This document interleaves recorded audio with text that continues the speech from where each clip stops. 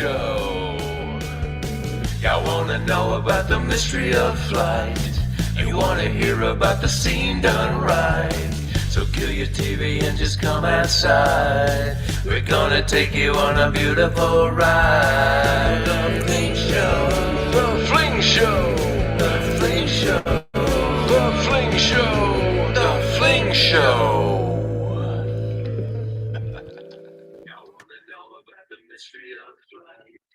Well, all right, folks. Good evening and welcome to the show. My name is Chris McClung, one of your hosts, and my co-host David Himmeline will be here in just a minute and just as well. And I have no earthly idea why we still have more music, but it sounds good somehow, some way. I don't know how we have that. Hopefully it stops now. But anyway, I also like to take the time to thank our proud sponsors, Lone Star Disc. Good evening. Oh, you know what? That may be me. Holy cow, Himmy. Wouldn't be the Fling Show, right? That's right. I thought it was me, but yeah, I got mine muted on my end. No, not me. That was me. So anyway, we got that double sound. I was like, God, I don't remember editing that video that way, but it was quite interesting. Sounded cool. I liked it. Yeah, it's like ambient noise over the music. I love that kind of stuff. That's cool. All right. So anyway, back to our proud sponsors, Lone Star Disc. Always the only disc made in the great state of Texas. They're our proud sponsors. We thank them so much for everything they do. And I tell you what, sure had a great time this weekend, starting on Thursday in an event that they had out on their property, where it was the opening of the new distribution center. Just amazing time out there. They had their course open. It was packed.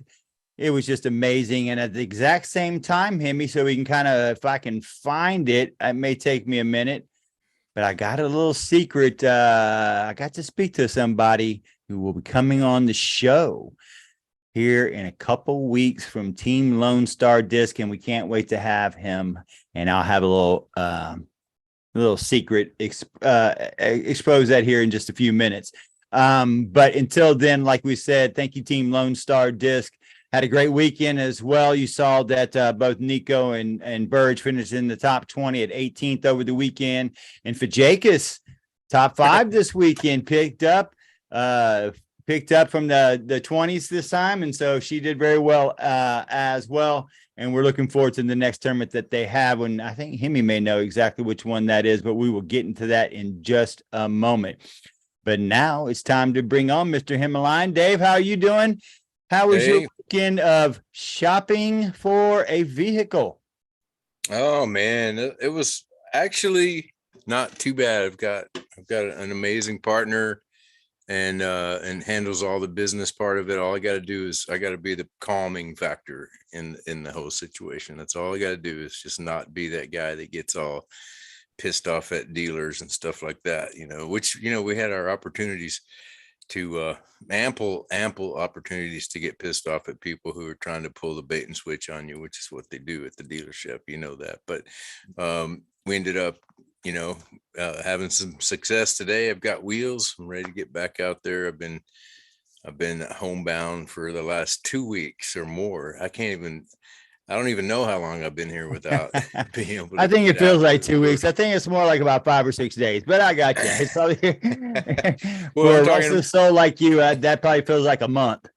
Well, I'm talking since the whole ordeal started. My van broke down. It's been a couple weeks. And so, yeah, that whole deal was there's a whole nother podcast there. Well, let's get into this one real quick, especially with the Indian Paintbrush Open. Man, Chrissy Fountain and them are doing some wonderful things. As most of y'all well know, Chrissy was on the show for almost over a year, and she has started a tour with a power team of Stephanie Vincent and Des Redding out there in Austin, Texas, and has now just gotten a large group of women throughout all of the Texas area. And so, Himmy, I know that we had a few minutes to bring up over the weekend the outcome of this event. What were your thoughts on it? Oh, well, I'm a big fan of the whole Chrissy Fountain thing. Her, her partner and just her whole vibe. And, I really miss her being on the show. I'm proud of her for what she's pulling off out there. And the artwork, the whole theme of the series, I love. It's right up my alley. I love me some wildflowers, and to draw that connection between the ladies being wildflowers and then making it a disc golf event was brilliant. Whoever came up with it, however it came about, beautiful. Love it. I love everything about it. And then what happens? Chrissy ends up on top this past weekend, and what an amazing field that she took down. It wasn't like she's out there just beating a couple of friends. That's a solid field out there in Austin area. Oh, for sure. I mean, you can look at it right there so everybody can get a good view of it. I mean, taking down Stephanie Vincent, and of course, my goodness gracious, both the Castrita sisters on there as well. So yeah, it was nice to see her get back in the win column. I know that she was happy about it as well, but a star-studded field. And not only that, though, quite the participation in the event as well. What are your thoughts so far, since this is the fourth stop on the tour, and they've got to be averaging somewhere in the 70s to 80 participants per event? Amazing.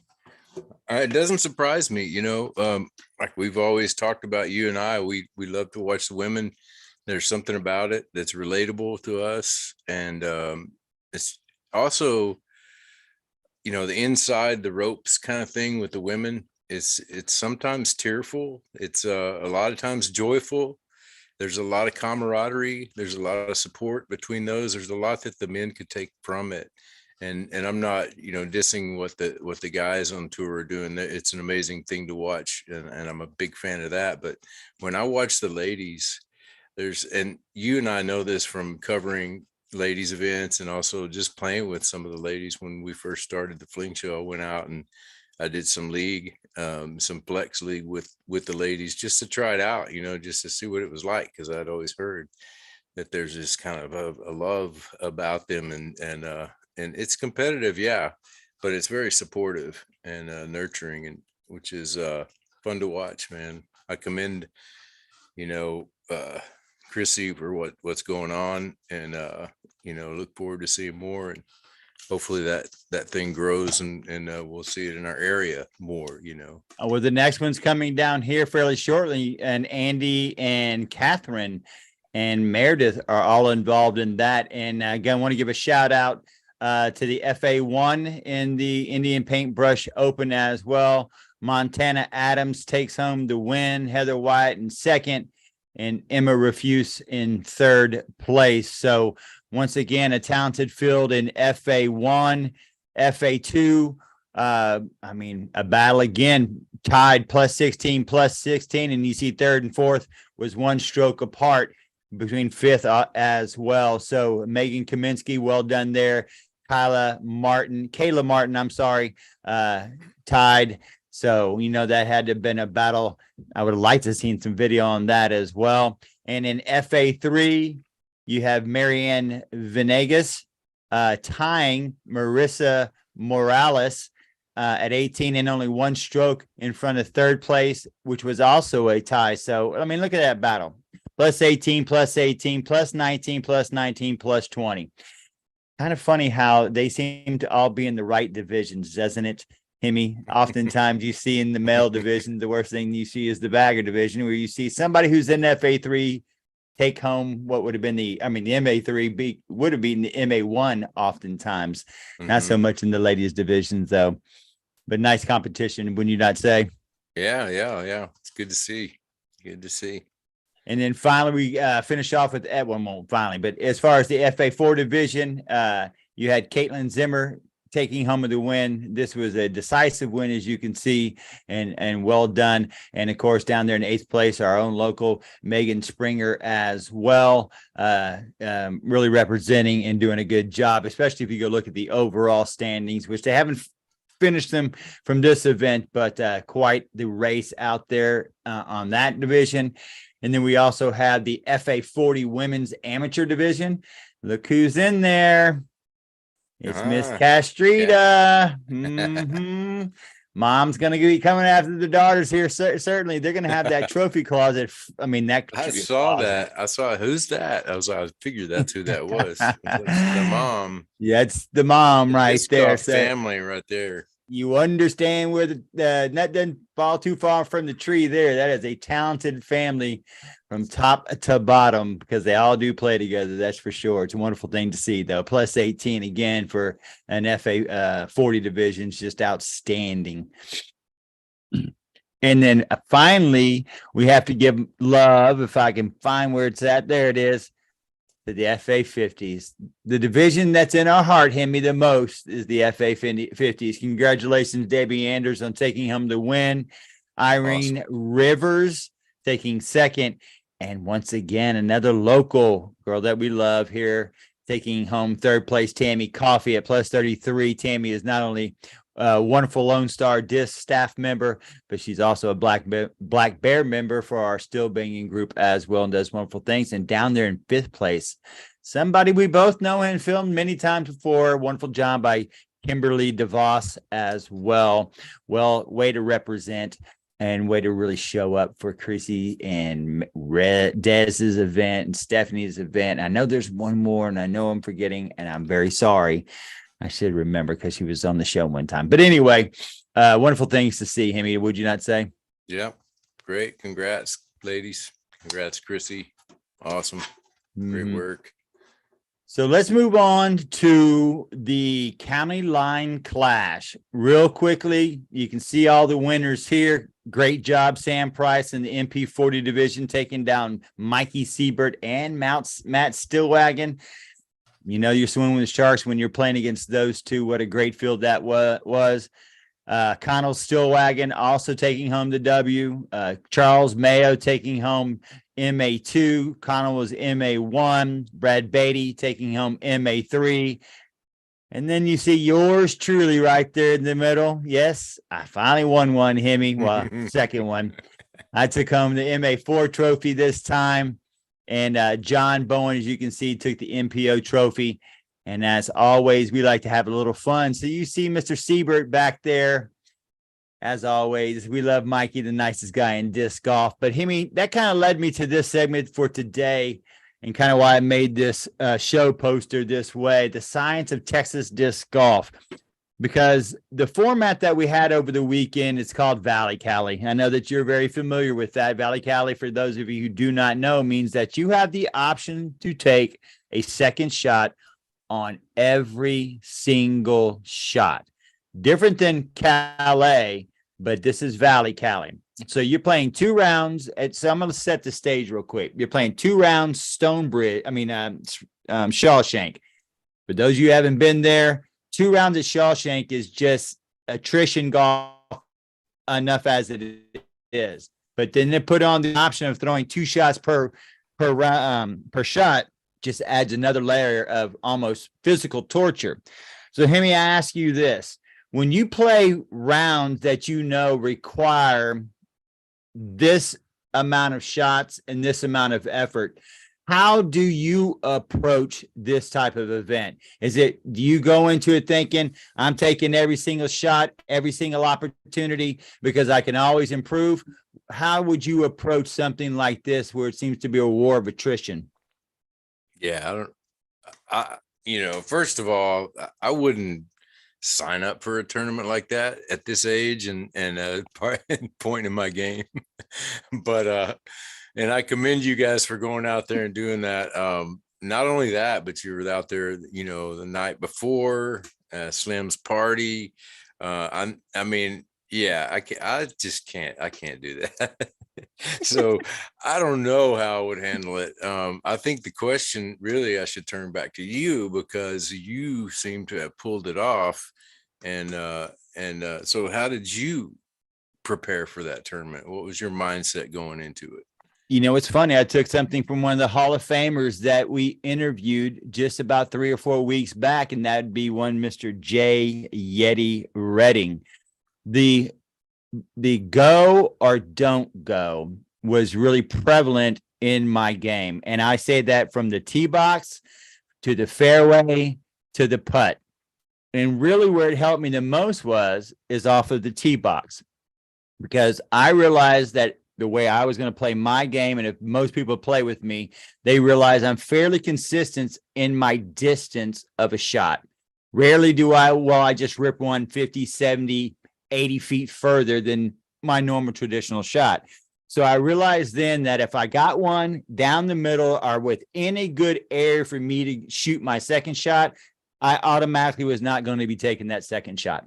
I wasn't going to take the effort or the physical strength to take that second shot to improve myself by 15, 20 feet. And I follow the same pattern with the upshot. So once I realized that I was within a makeable putt, I didn't take my second shot. And I realized that the guys on my card were taking their second shot from beginning. They were kind of being goaded a little bit by somebody who was on our card as well, of saying, you got to go for it. You only live once. You got to take this second shot. And I'm thinking to myself, not so much. No, not so much. And it really proved to be, for me, at the end, the last 6 holes, I had not felt so well in a golf tournament in a really long time. And we finished on the flat side, which is also something that benefited me a lot. And I knew that we were going to finish on the flat side.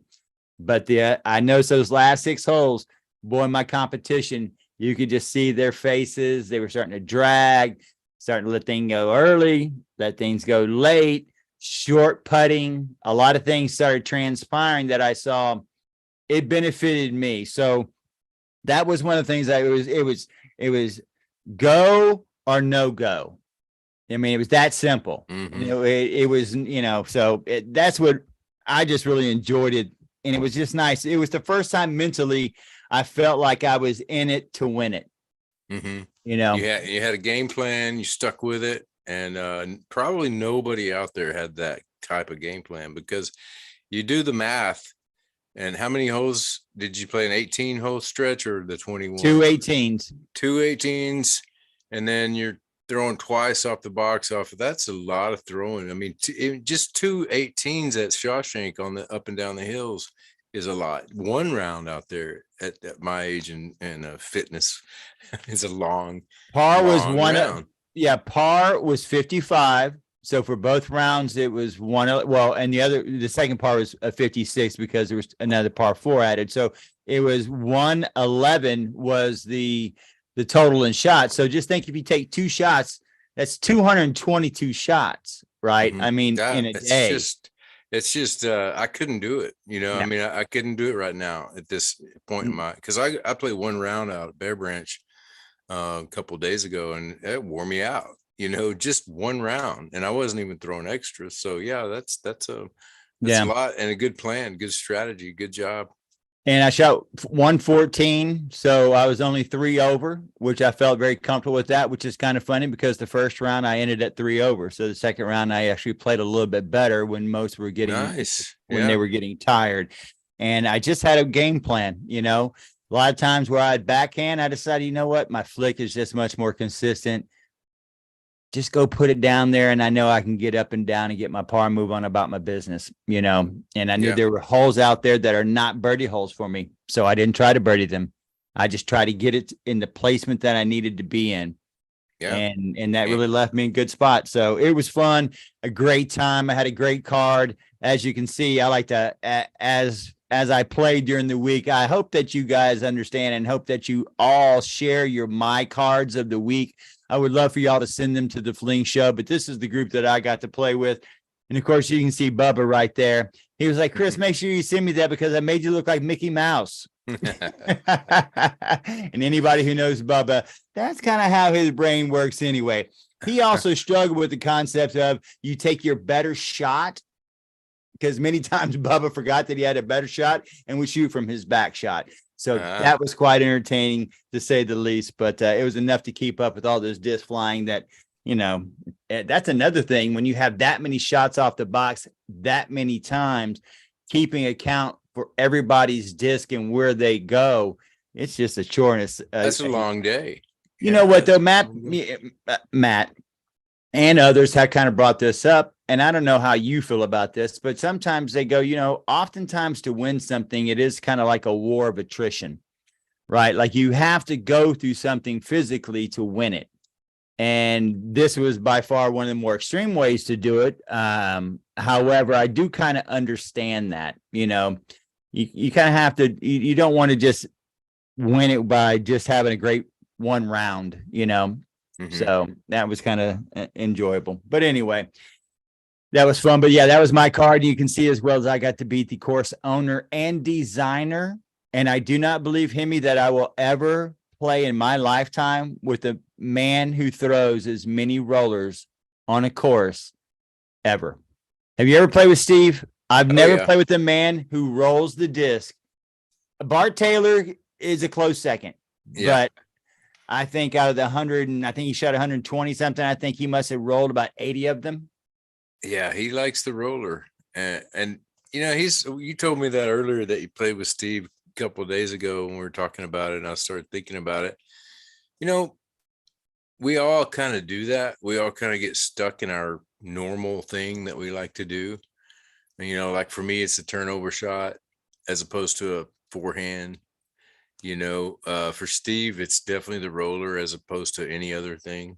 And off the box, and rollers in situations too that are just really bizarre. Like you told me on the tin cup, it's like you're gonna throw a roller there. That is like the worst roller hole in the course, in my opinion. Maybe the what is it called, the one that turns right with the buzzard, Death row. Yeah, maybe death row is a weird roller hole, you know. Oh, he rolled that one too. I know, I'm sure he did. He created that hole for his roller, you know. Not only threw a roller, but he made that hole for his roller probably.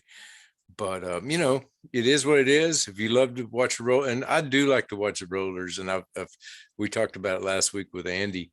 It's kind of made a comeback on the tour, you know. Seeing course designers sort of lay it out to where, you know, you can see a beautiful roller laid down, and so, you know, it is what it is. You like to throw rollers, go throw rollers, but Chris McClung's going to beat your ass. Hey, now the second part of the science of disc golf, for you have a question. And like you said, I was there the day before for an event for one of our good friends, Slim, turning 60. So we were able to get out there and throw some discs around for his birthday as well. It was very enjoyable. But one thing I did notice is that a few of those players played the next day. And the way that they were throwing shots on certain holes, I was kind of like, is that what you're going to do the day of the tournament? So I say that to ask you this. What is your 24 hours beforehand or 48 hours beforehand when you're playing a course that you know extremely well? Are you out there trying new things, trying new shots? Are you out there planning what you're going to do, shooting the shot that you're going to be shooting? How do you approach those that day before on a course you know? Okay. Well, I'll just go. Let me go back, rewind back to the days when I used to get to play the USDGC. I would plan months in advance on those shots. And after I had played a couple times at Rock Hill, and I knew what they had out there, I knew what the key shots were. I knew what discs I had to throw.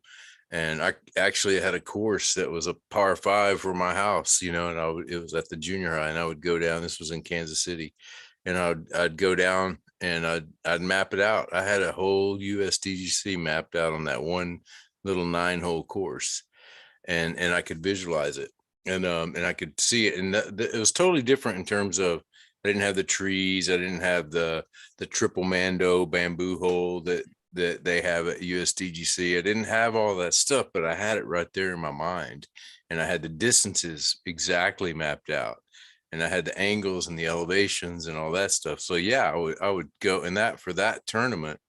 And I suppose if I was playing seriously, I would do the same thing. But at this point in my game, I pretty much play for fun and just hope I catch fire. You know, if I do play a tournament, even just flex, you know, I'm out there. Possibly I'll go and think about, you know, trouble spots like a hole 18 at Northside Christian, or hole 1 at Northside Christian, the headwind or tailwind or whatever that wind is. I'll think about those shots. Yeah. But At this point in my game, it's all about fun. And I think that's what probably was going on out there at Shawshank. It's a party, it's a non-sanctioned event. You can throw 2 shots. I think those guys were just out there for fun. I would imagine that there's not a lot of prep for a tournament like that, but not in your case. It seems like you did prep for it and you came out with the win, if that's what you want to do and win for sure.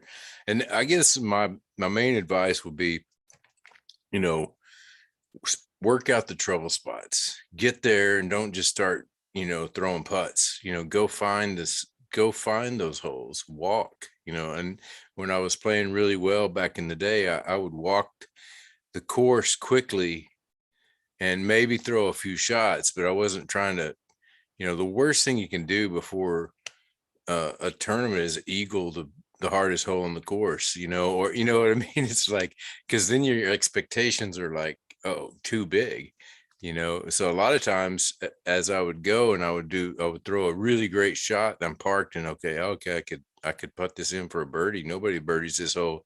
I just wouldn't putt it. I would go work on my putt somewhere else. I just didn't want to have that in my head that, oh, I just birdied this. Because how many times have you been on a card where the guy says, he screws up the hole, takes a double bogey, and goes, man, I freaking birdied this hole yesterday. Or I always birdied this hole, like that, So that's one bit of advice. Don't finish the holes, before a round. I mean, if you want, if that's your thing, that's fine. But for me, I like to walk the holes quick. I like to get at least, 8 to 9 holes in just quickly, but then if it's a 2-round, a lot of times back in the day when I was playing, there'd be a 2-round B tiers on the same layout. Wherever I had trouble spots, immediate, me, I don't like to sit around and have a whole hour lunch break and chill out. I'm usually the first one back out on the course. I like to stay moving and stay warm. But back then I would just head right to those trouble spots and I would go figure out what I'm going to do. And then once you get there, you come back to it and it's all familiar and you usually correct the mistake. And those are strokes, that's how you win those tournaments. That's how you take it apart. Yep. I do think one thing I'd like to, just throw out there in case anybody is listening in later on, the preparation I did for a lot of tournaments, I would get to the tee box early for my tee time. A lot of times they had shotgun starts as opposed to the way they do it now. A lot of times, we're going off one at a time. But back then we'd have shotgun starts. I'd get to the tee pad first and I would do kind of a little quick meditation. What I would do is I'd lay down on the pad. I would tense up every muscle in my body, every possible muscle I could think of, and hold my breath, and then I would just blow it out and let it go. And then I would do that, repeat that 3 or 4 times. And then usually I'd say a prayer like, God, please let me win this tournament. And that seemed to work sometimes. But no, really just wasn't a whole lot of a visualization going on at the course when you're there. But I do recommend that relaxation technique. It works. It really gets you relaxed to throw. Because that's what it's all about, really, is just to relax. How to make the throws, how to make the putts. The thing that shakes you up is nerves and tension. And so if you can face that tension, that's the main thing. And I do think, especially as of late, I've been doing a lot of meditation, a lot of visualization, just for life, just to create more happiness and positivity in my life, but you can do that with disc golf. And I guarantee you, if you talk to Freddie Meza or if you talk to Jonathan Bente or Chandler, any of those guys, they're doing the mental work, beforehand at night or in the morning or whenever you have a time to get away and have your own meditation time. Just spend, it doesn't take a lot of time. Just spend some time, go through the course in your mind over and over. It does a lot for your quieting your monkey mind, is to go through a course, take a walk through a park in your mind. And especially if you're about to compete and see yourself throwing, pure lines, and see yourself putting relaxed, and see yourself being relaxed and having fun, and just, they're making a lot of discoveries with the science of quantum physics. It actually is a thing. It's not just to pep you up and say, hey, if you if you do this, you'll win. It actually is a thing. You can actually have this perception. You probably had an idea in your mind going into that tournament at Shawshank. Visualization. I know you played sports. I know you did the same thing with shooting free throws, and I know you had it in your head what was going to happen. And it's amazing to me how many times it comes true. And I would say too, not just for sports.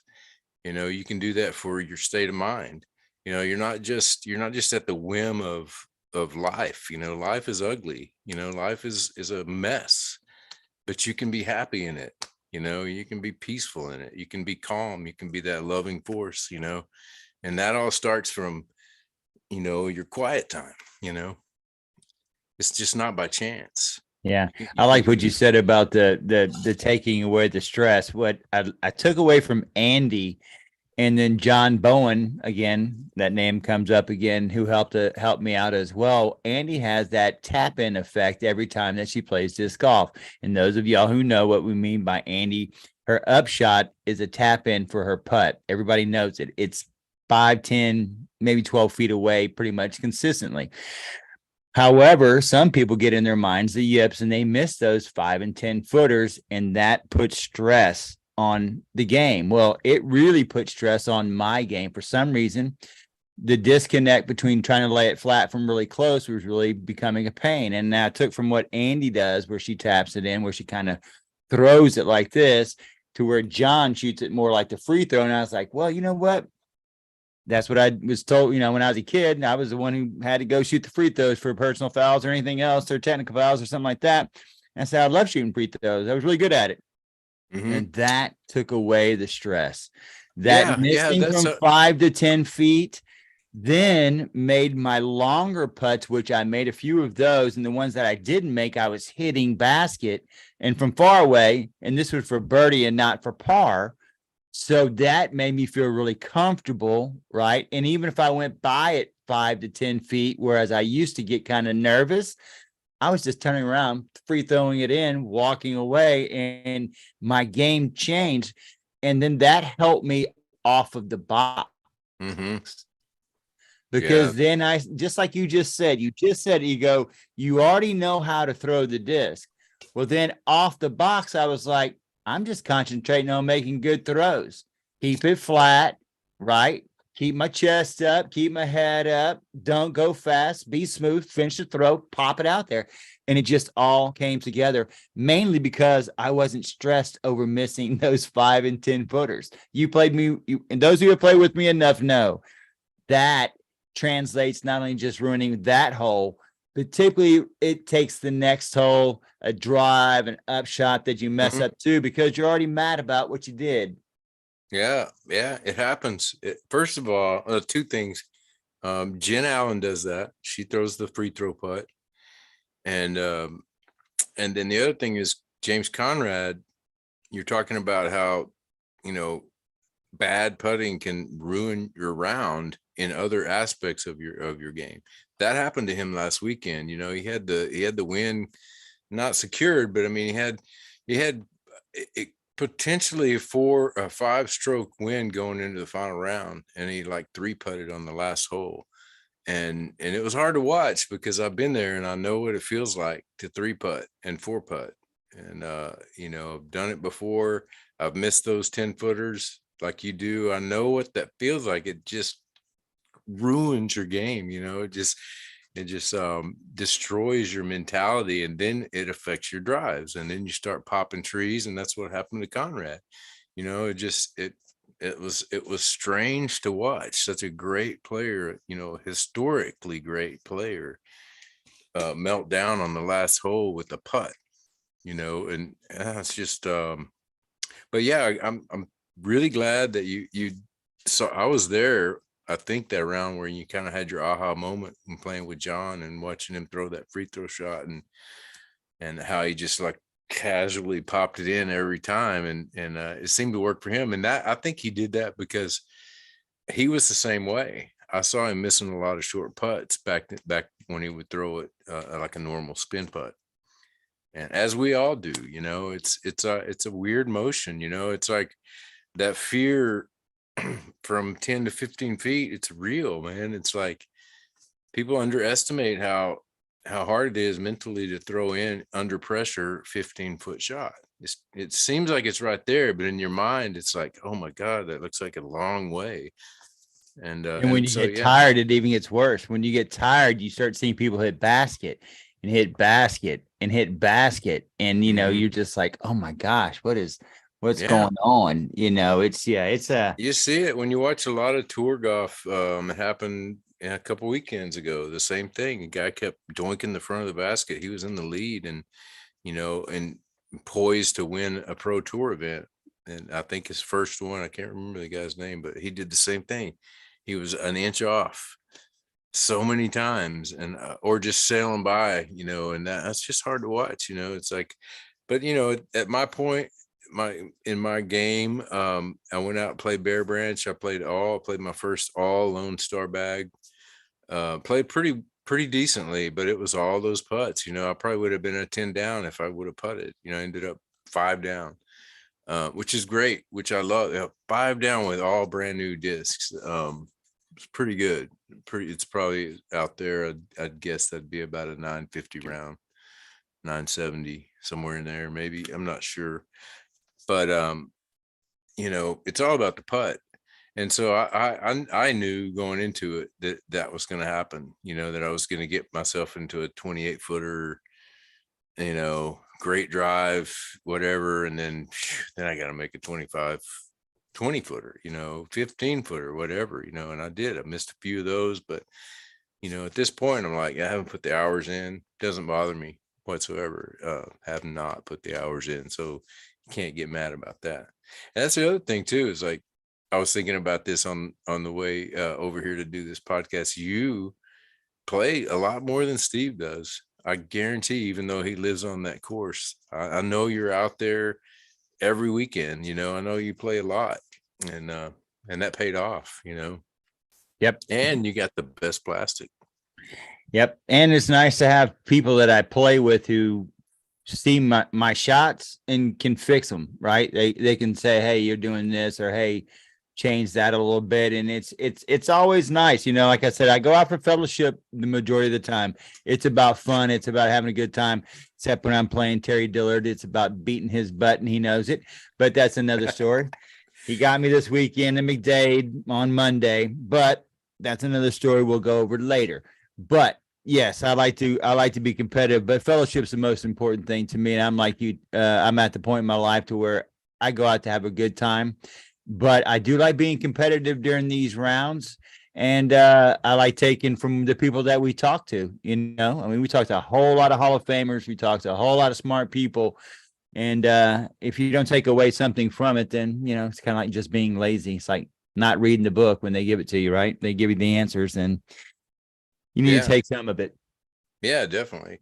Hey, let me say something about Steve Dufresne and his course out there in Shawshank, because I've been kind of I guess hard on the course over the years. And I just want to say that I've sort of come around to a different view. I was watching Yuli and what's the guy's name? I can't think of the guy's name, but another podcast, and they're touring guys, they play all the time, and they're talking. They had Simon Lizotte on there, and they're talking about disc golf is boring to watch.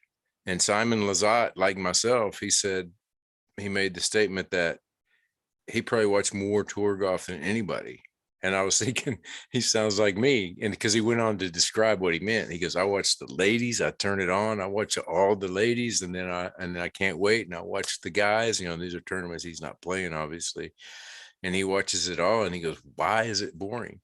And I kept thinking about that. I've been on this topic for months, just why does it not read on TV? Why does it come off boring? And I think of, back to the turn of the course where Struggler's Notch, I think it was, where Conrad won with the shot of the century, and he makes that shot. That course, was just so epic to watch because you threw golf shots. Ulibarri talked about how he threw. There were 5 tournaments, 5, where he did not throw a mid range in a row. 5 tournaments in a row, he did not throw a mid range, and that's all course design. That's all. It's all set up for those big wing discs. And is the mid range putter game off the box going away? And Steve's got a gold mine out there in terms of that. It's a great design, and that's where I'm backtracking on everything I've said over the years about Steve's course. It's I mean, sure, it could be tweaked, or you could do this or that, which they did during the US Masters when they played out there, but it's brilliant in terms of what it does for the types of shots that you have to throw. And you get to throw your bag, you get to throw things that are in your bag. And You're so right, because he makes you throw thumbers. He'll make you throw a roller. He'll make you if you're not going to throw a roller, then you got to have to throw something that's going to skip around a corner. You've got to throw low. Sometimes he makes you get up over a hill to make you go high, but you got to go low to go high. Where you on a Lucky's hole, because he's got that down, but then the hill's up. So here you are with the light. You got the board up here, but then you got the hill down there. So the way you got to shoot with water on the other side, it's short, yes, but danger everywhere. And same thing with 10 Cup. I mean, you playing as an island. Mm-hmm. I mean, so you've got that. Then you get into those trees that are all lined for that are pine timber managed, and they're all in a row, and the beautiful shots down it getting in that curves over, and then another one that just goes straight down for 230 feet, 240 feet, and then comes out another 70 or 80 feet. They're just epic holes. I mean, and I agree with you. So, and Steve, it's kind of funny you said that, because Steve says, you know what, Chris, he goes, no matter what I've done over the years, like we always find out, there's always going to be somebody who doesn't like something. He goes, but I designed it to make people throw all the shots. That's exactly what I just said. And he puts fear in your brain. And he puts fear in you on the ones where you got to carry it 260 feet over water. And if there's wind, it even makes it more, intriguing, as you've seen me put one in the basket over on that hole in the pond. As so it's got it all. I agree. One of the points they made on, I was listening to the podcast of one of their, it's called Tour. What is it called? Tour Guy. I wish I knew. But I watched them. They come on. It's funny. There are like 3 podcasts on Wednesday. One is Mace Man's that comes out right before ours. And then there's Tour Life. That's what it's called. It's the trick shot guy, Ulibarri, and they always have the top guests. And they had Lazat on there. And Simon said something. I really wish I could talk to him about this, because he said something that it totally blew my mind. He's like, we shouldn't have par 5s in disc golf.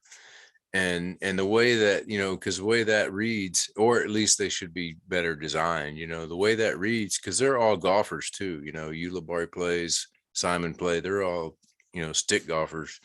And so they understand the sport is beautiful because it forces you to hit a drive, a mid-range, a wedge into the green, a putt, all the different aspects of your bag you use all the time in stick golf. But in disc golf, you throw a driver and a putt most holes, most places. And a lot of them you're ace running the shot, or you have the opportunity to ace run and then make a putt. And so it leaves out a whole bunch of discs that, Lone Star is manufacturing a whole line of great discs that you don't even necessarily use. And I heard on the team thread, one guy was talking about how his game is, he seems to practice a lot and it just seems to be going backwards for him. And somebody said, well, what are you throwing? And he went on to describe all these big wing discs, and I was like, put those aside and just throw fairway drivers, actually just throw mids and putters for the whole year until you learn how to spin a disc, but maybe I'm wrong. Maybe the game has changed to the point where we don't need to spin a disc, a mid-range and a putter off the box. Maybe the game is all, fast speed discs. That's what sells. That's what the companies sell a lot of. I guarantee if you looked into it, Lone Star's probably selling more curls than BB6s. More limits than even lariat. So Well, a lot of that has to do with people lose their disc off the box more than they lose it while they're putting, right? Your putter, you're not going to lose it often true. because you're going to lose those fairway drivers and drivers because of the danger typically that are inherent in courses with the OBs, water, or just lost disc in trees. Hell, but I get it though. I get it. Even Evergreen, which I loved, but after a few times playing there, I realized, because I was a big buzz thrower and my fuse and I like to throw putters off the box and that was my game. But then I realized that the course is designed for big discs, and then after that I played better out there, competed, I've won out there, and usually it's because I just threw my destroyer, or I'd throw, if I had the warbird, and that's the way courses are designed. So I guess my point of bringing this whole thing up, and it was also Simon's, first of all, we need to create a bunker situation. We need to create maybe more manufactured Mandos. People hate those, but it forces you to throw a certain way. Chris, Steve has those out there at Shawshank, like you just talked about, the triple Mando and Lucky's Hole. I mean, things like that, to make the game interesting and make it more, viewer friendly, that's and he talked about, one of the guys suggested standstills for bunkers. If you end up in a bunker that you can't, there's no run up, so you're forced to throw some kind of roller shot or just a standstill, backhand, anything that sort of makes it hard. Northside Christian had a really good one for a while, and then they turned it into this beautiful meditation area, the hill off on hole 15, I think it is, the hill shot. When that was all gnarly and rough, and you couldn't even run up in it, that was a good bunker. If you could create something like that, and I think that's a good idea, but the infrastructure is not there.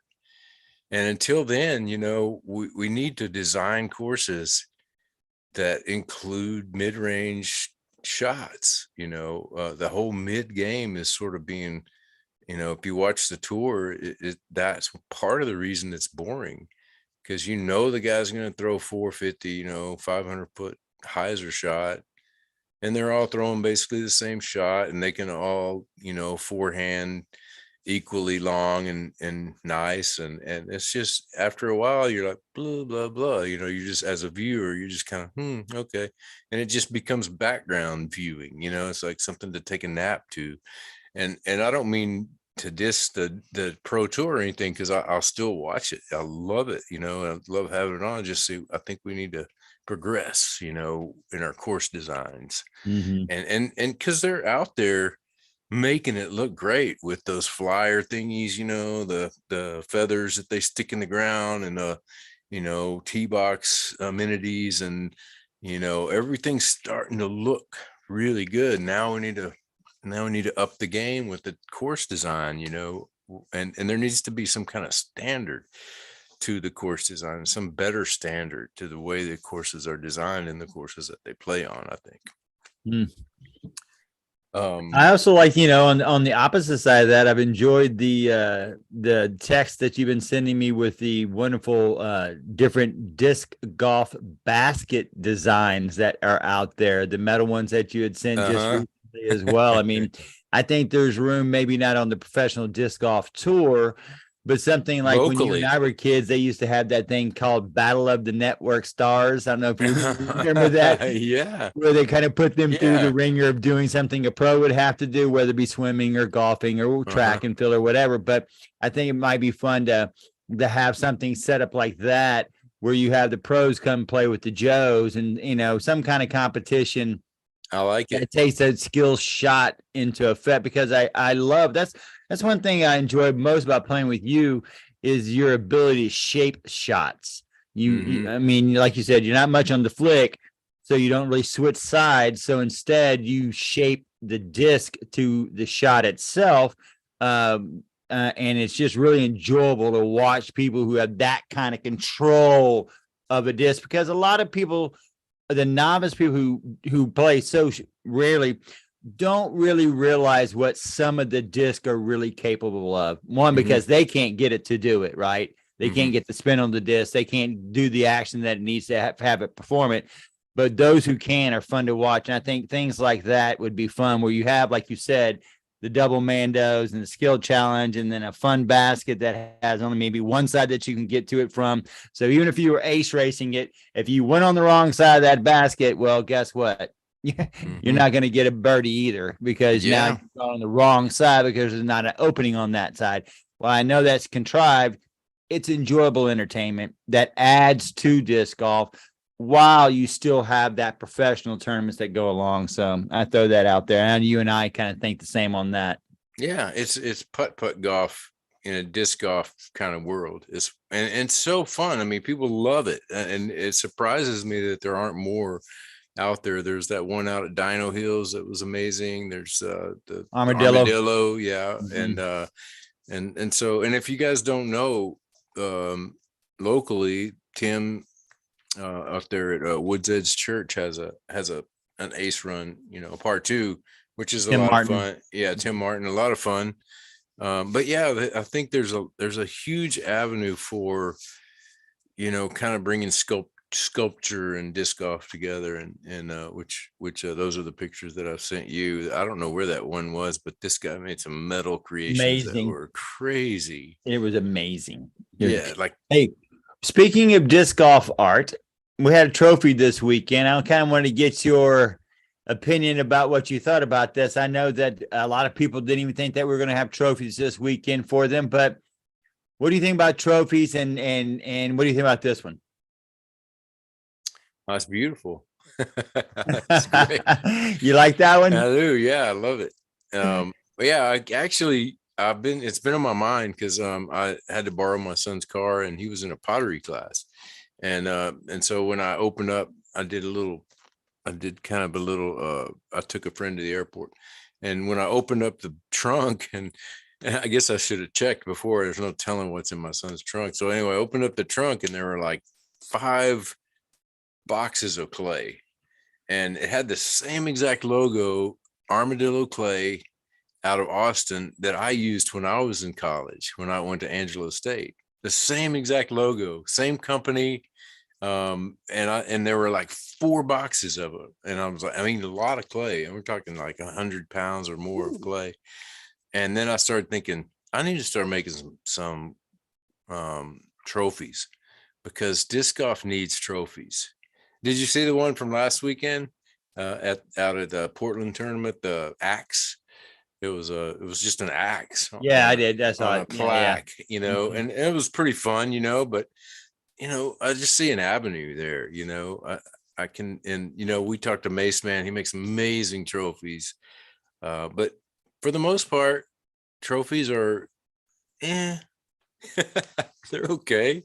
But we've talked about trophies before. It's not about the trophy, but yet it is kind of, because when you show up to a tournament, I used to do this, and they'd have the trophies out there sitting on the table, and you start to visualize taking one home, and it's a sweet part of the game. It really is. But when it's just something thrown together, or there's not one, or I do think there's an avenue for some trophies. So I've got it in my mind to kind of explore how to sort of start using sculpture, because I did sculpture in college, and that was kind of like my thing. Is ceramics and sculpture is my thing. So yeah, I can see. Yeah, I really like it because, I mean, obviously, I haven't gotten a lot of the disc golf trophies, but I had a lot of trophies for track and, baseball and football and things like that and plaques like that. But I enjoy the disc golf trophies a whole lot. And what we've tried to do, especially myself, is I try to keep them within a small size, right? So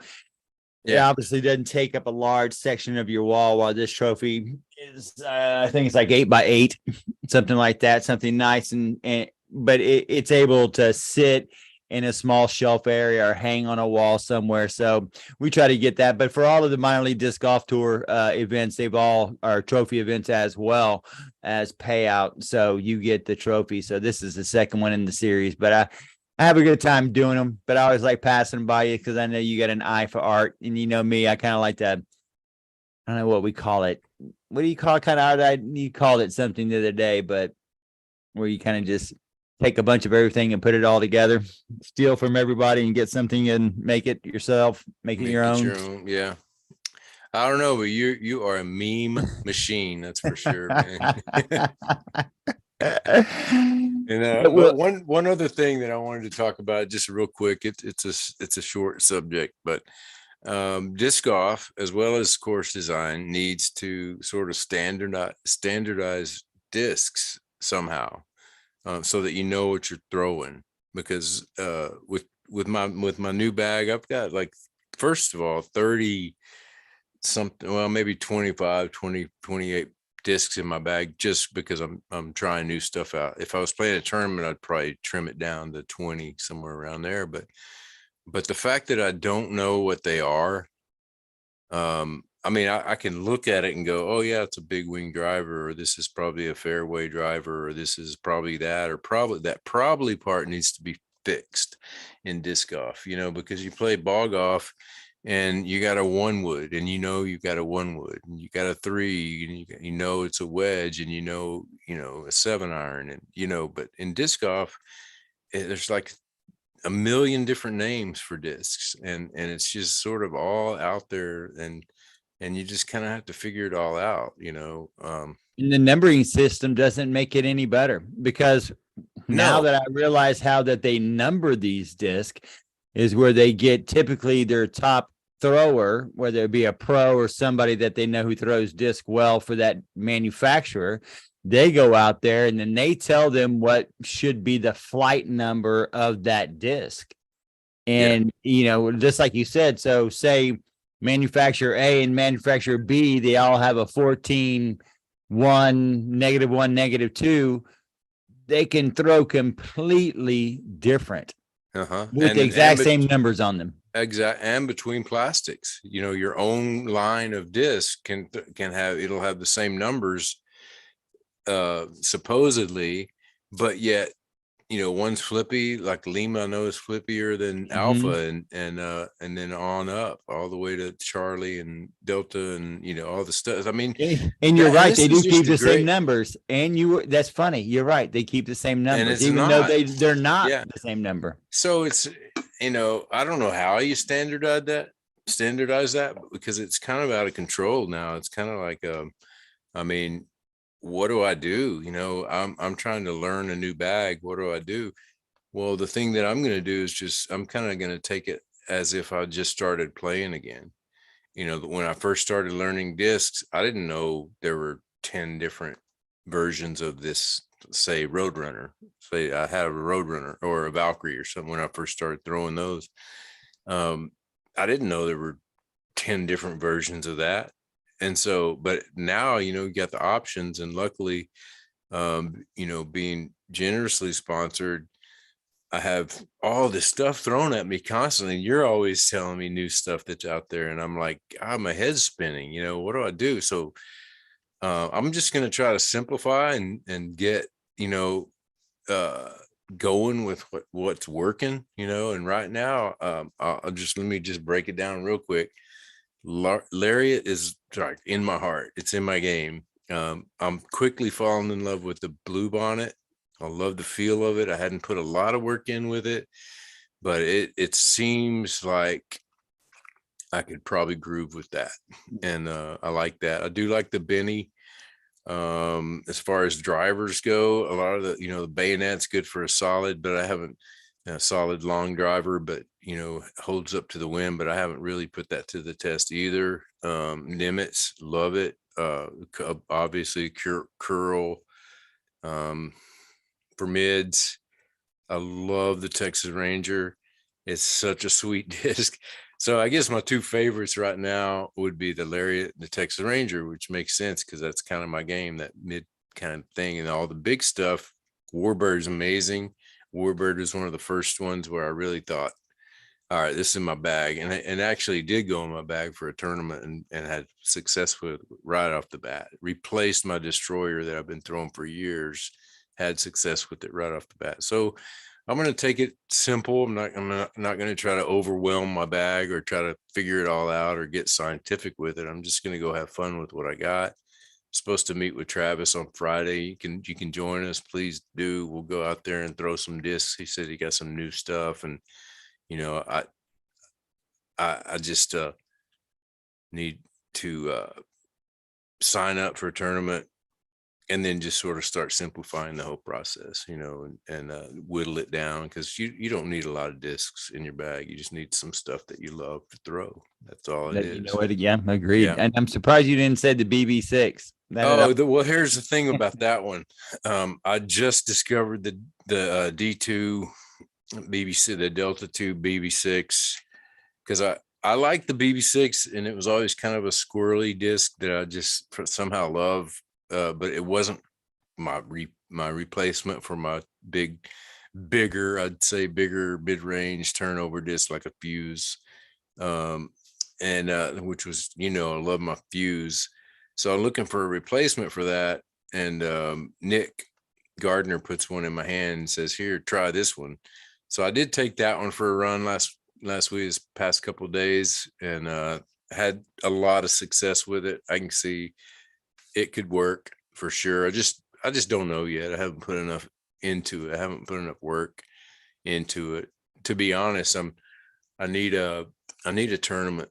I need to sign up for a tournament so I can start, kind of getting into it and sort of developing a game plan and to figure out all the plastic. Well, that's a great segue, because right here I have a little kind of a hint on a guest that we're going to be having here in a couple weeks. You might know who that is. The young man just won one of the major disc golf pro tour events just about 2 weeks ago. He and I got to talk here. This isn't me talking to him, however, but I did get to talk to him for a few minutes at the grand opening of the Lone Star Disc Distribution Center. So Emerson Keith is going to be coming on the Fling show the second week of June. So really looking forward to having him on the show. But Hemi, also a little segue, because there's some news brewing out there in the new disc golf world of a tournament that's big out here in the Conroe, Texas area. Typically the last B tier of the year, and it is called the Southern Star Duo. We're going to be hosting that along with, as you can see, our two major and proud sponsors, Southern Star Brewery, and of course, right there in the center, Lone Star Disc. So get ready, folks. It's already PDGA approved. It's already on the PDGA website, and it will be on the Disc Golf Scene website here shortly. So y'all get ready. The Southern Star Duo is back. Cannot wait. Last B tier of the year should be on December the 2nd. We're finalizing the date, but I'm pretty sure that's when it's going to be. We're just waiting to hear back from the Parks and Recreations in Conroe, Texas, to make sure that that's happening. So Hemi, that's one tournament I'm pretty sure you're going to be in. And once again, since it's sponsored by Lone Star, oftentimes Lone Star takes care of that entry for you as well if you're a pro player. So should have an amazing pro field. We're looking at having a lot of the Lone Star pros in, and we're working on getting some other manufacturers pros to come down here as well. Got a little secret. We're going to have to keep that in my pocket. And as we find out who they are, but we're going to have some big, hopefully get some big pros in there. But that's going to be an exciting event. And of course, Hemi, we also have our third stop on the minor league disc golf tour. This is going to be the Two Prayers and a Putt. where sinners become saints, my friend, at Grace Point Disc Golf Course, July the 28th, out there in Magnolia. Once again, this is part 3. Getting in now, I would highly recommend it because you can still win the grand prize at the end of the year. We're giving away 4, not 1, not 2, but 4 Prodigy top of the line disc golf baskets. Because Prodigy and Southern Star are proud sponsors of this tour. So cannot wait. The party's going to be so much fun. And our next event is going to be, as I said, at Grace Point Church. So get yourself ready to go. Get your points because, like I said, those baskets are amazing. So y'all get yourself ready to go. So Hemi, those 2 are coming up for us. We're also going to be having the Texas Turkey Trot. That's going to be in November, which is a C tier event. And then we also have another B tier event. And it's the Old Man Open, as you know. Used to know it as the Old School Open, but it's the Old Man Open, and that's going to be at Shawshank, and that too is in November. So all these tournaments are up for you to see. So we got a lot of things going on, lots of tournaments. Going to be a blast. I cannot wait. And of course, we hope to see you all there. And the last card I had this week was with the Dillards. I was able to play with them Monday because I was just not tired enough after Sunday, 2 rounds of Valley Cali at Shawshank. Travis calls me up and said, hey, let's go play Monday. We're going to play some doubles. Travis and I were partners. Jordan and Terry are partners, and Treg and his girlfriend were partners. It was quite the pleasure. We lost on the last hole. The hole before the last hole, we lost on 17. We tied it up. We went birdie. They went bogey. We were down by 2 on 16. Travis and I tied it up. We went birdie. And then on 17, we missed our birdie putt. They hit their birdie putt, and we pushed on the last hole, and they won by 1. But it was quite entertaining. And like I said, Terry, we're going to get you next time. Don't think this is over. Got you in my sights right here, Terry. Right here, Terry. Where was that? McDade? Yeah, that was at McDade. We've done that a couple times now. We played Little League one time where we'll go play on a Sunday. This time it was Monday because of Memorial Day. They were all off, but we'll double up, switch up partners. Last time I played with Jordan. Of course, he didn't play as well last time as he played this time because he hit on that water hole, the Bayou hole on hole 4. He went OB and then promptly dropped about 125 feet out and flicked it in. Oh, nice.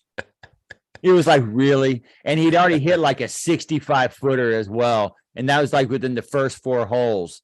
And so we were chasing them. The hole, it's hard to make that up because you're just chasing them after that because they're already up by 3. And then we bogeyed one, so we were down by 4 for the longest time. So don't worry, Terry. I got you. Those shots, that's what keeps you coming back. Oh, yeah. I mean, we had some great, it's a lot of fun. Like I said, good times. And like I said to everybody there, man, please send us your favorite cards of the week. Post them on the Fling show. We really like to see it because, like I said, this is fellowship. It's about fun. Yes, it's about competition, but it's more about the fellowship because we had a great time. And I had a great time with all my cards. It's kind of funny. This week was up and down. You look at Thursday where we did the Flex Start at the Lone Star event, packed event. Took forever, but I still had a great time. And then you go and you do the Saturday event with Slim where it's like 8 people in every card and it's a 5.5 hour round. It's one of those rounds like you're just scratching your head like, why do I go do this to myself? And then you go do Shawshank on Sunday where you're doing the 2 rounds. And then you go do Monday, you play again at McDade in the morning. I was like, I felt like I was 18 years old, but my body sure didn't feel like it was 18. Yeah, I got a lot of training to do before I can pull that stuff off. Yeah. Once again, congrats, Chris, on your win. Super proud of you, man. That's good stuff. It's been fun tonight. This is like one of our longer shows, and it's just you and I, and but I always enjoy talking with you, man. And I love what you're doing, you and Matt. Keep it up. I'll see you out there. I'm coming back. Oh, I know. I tell everybody else. I said, it's funny when you see you have problems with your putting, and then I come watching. I'm like, God, I wish I could putt like that. And pretty much everybody wishes they could putt like that. Your problems, everybody wishes they had your problems, but I understand you don't feel that way. So I completely respect that as well, because you're a great player. It's also fun to have you out there, because like I said, it's fun to see you shape shots. I mean, that's the best part of it. Through the trees, not out in the open, but through the trees and in trouble, things like that. That's makes you go back. Like you said, you just hit that one shot, makes you want to keep going back. But Hemi, man, I really appreciate you. It's been great. And like I said, it's always good to get an insight from you also on how you approach tournaments. Because I know a lot of people, we listen to those other guests, but man, you got great insight on how you focus in, 48 hours and 24 hours beforehand. So thank you for sharing that as well. Yeah, man. Yeah. Well, it seems like there's a lot to learn from you. What you did this past weekend. Congrats once again. All right. And we'll see you. All right. Well, you see Mikey rolling, Friday. so we already know what that always means. What's that mean, Hemi? It's throw something in the air. Woohoo! Go throw something in the air and play disc golf. Play disc golf. And as we like to say, be nice. Peace, Hemi. Peace.